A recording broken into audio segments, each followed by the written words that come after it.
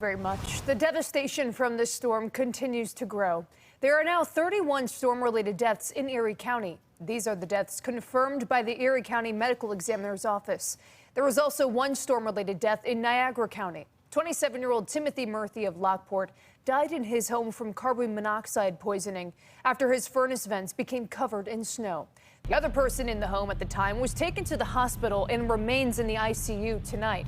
In Erie County, leaders are now able to focus more on clearing roads, but they tell us those who are disregarding the driving ban in the city is making an already difficult job that much more challenging.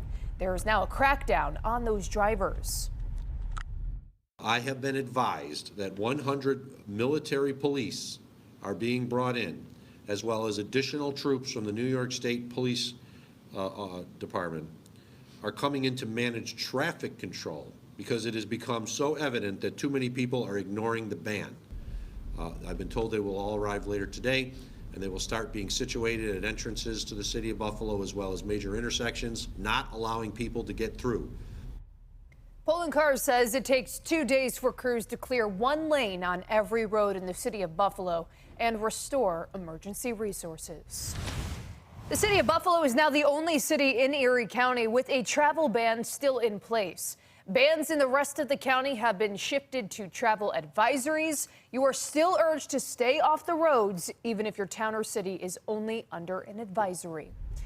The list of closed roads is also shrinking tonight. The Thruway Authority announced the full length of the 90 is back open. However, these roads are still closed. The 190 between the mainline Thruway and the 290, all of Route 198 and Route 5 from Big Tree Road to downtown. Meanwhile, National Grid has about 2,000 homes and businesses without power in western New York. NYSEG and Rochester Gas and Electric have one customer left to reconnect.